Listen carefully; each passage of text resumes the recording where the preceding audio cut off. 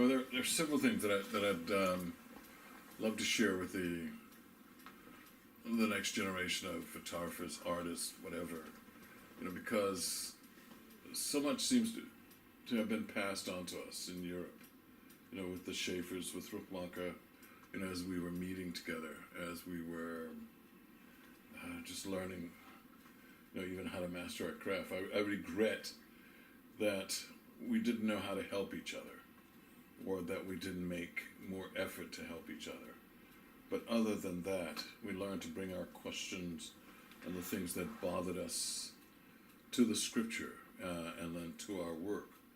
And I noticed early on that if my mind changed, my work changed. If you were thinking one way, whatever, you would produce like that. And we have an awful lot of photographs by men and women who know what they're doing, who talk of our generation, or talk of our time. And these photographs were an indication of our aloneness together.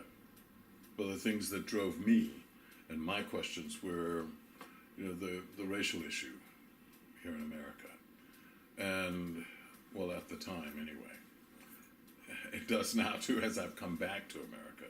But at the time the question was, just looking at the church and being in the church, you think you got a very clear impression that it's quite possible that God hated black people, that he hated me, and I hated what was happening to my parents, to my relatives, the shame, the humiliation that was just all around. But I'm looking and I want to find some answers, and I even went off to Moody Bible Institute. After I'd been in the military. I spent 3 good years, volunteer time in the military, but I'd gone to Panama. Anyway, the real turning point came when I got to L'Abri. But OAM, that's an organization called Operation Mobilization, had taken me on board, but then brought me to Europe, and so I had an opportunity to kind of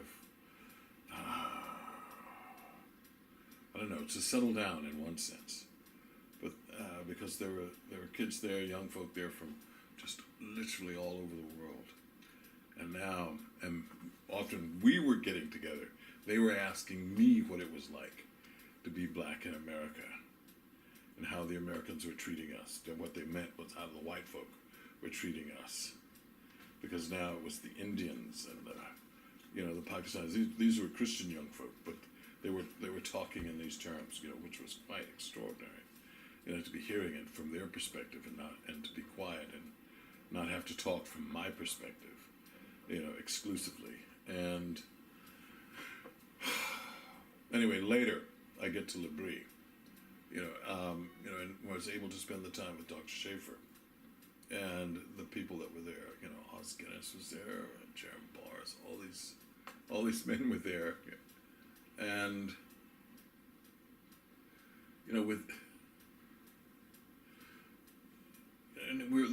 how do you say, the discussion was about bringing your questions to Scripture, and I find I find that's done very poorly here, if at all. The artist is kind of left. Now the artist seems to be left to kind of wander, to do what they're interested in. That. My own subjective thing. This is, what about the world? What about our situation? And, we come into this, we have somebody like President Trump. And, from living in Europe, he says, you could expect your Christian, I was going to say relatives, to be in either party, but we're talking to each other. It's like, how do we get something to happen? How do we get people to move? How do we make the situation better for these people, for ourselves? But here it doesn't seem to happen. It's like a political party kind of dictates what your theology should be or how you should respond. And I said to the artists, I says, look, we have a responsibility. So if the preachers and the other people, even if they do, but they don't seem to be doing it, they seem to lack the courage. And we are the folk of all people who should have the courage to say, this is not right. We should not be living our lives as if nothing is going on, as if we do our Bible studies and all very sugar-coated. He says, no, I have the impression that white Christians hate black folk. And somebody should also say, Sylvester, I don't think you should express it like that. Right? Because you obviously can see that I'm white and I don't hate you. So how do I know? Would you like another piece of cake? Or whatever. And to put things in context, and we do it with our work. We are not making tracts, we're not making like messages like newspapers, but we're working as artists.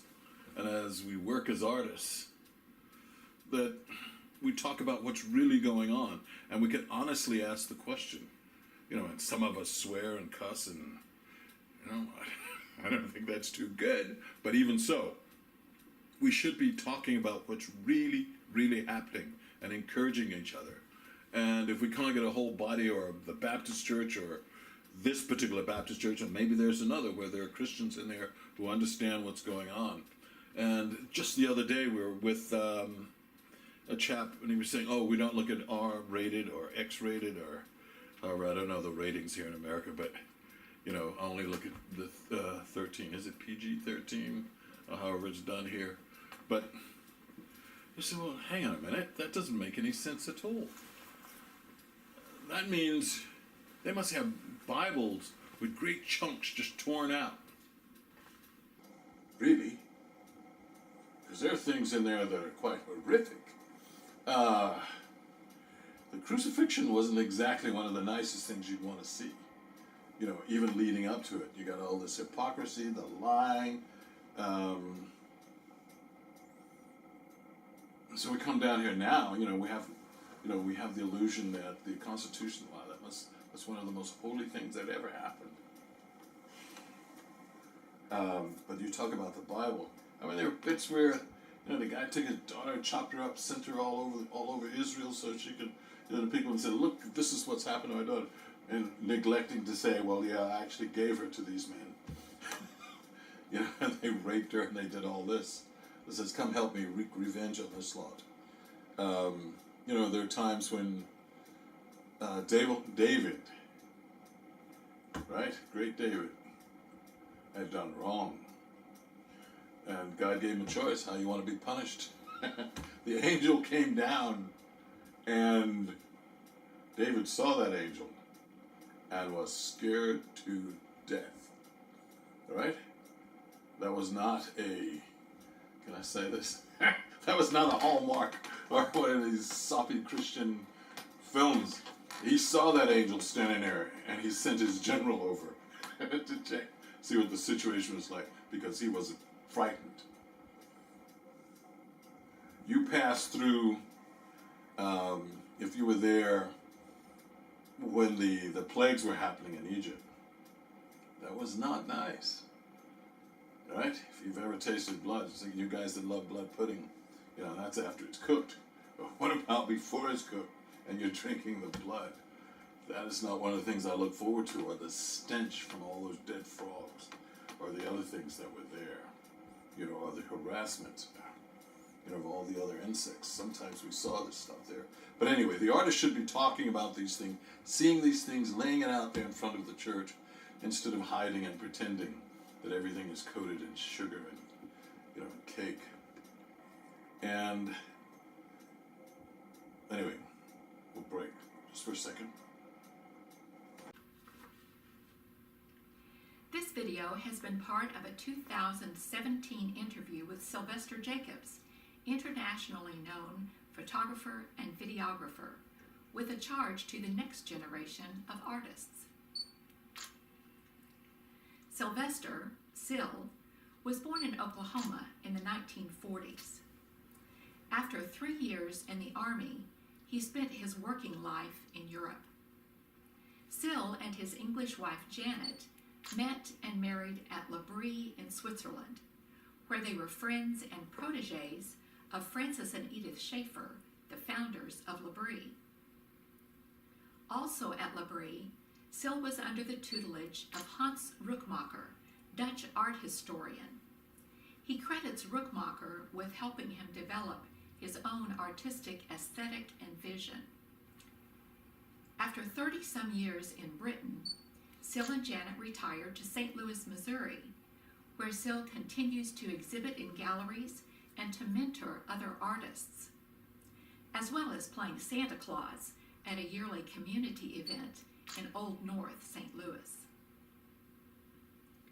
Syl's 11 books include Portrait of a Shelter, Photographs from L'Abri, and Portrait of England, a photo essay which was chosen to be sold in bookshops at national heritage sites in England. Some of his work is included in the permanent collection of the Victoria and Albert Museum in London. You can find part 2 of this interview, which includes Syl talking about some of his work, on YouTube. Search for D.W. Haigler, the producer of this video.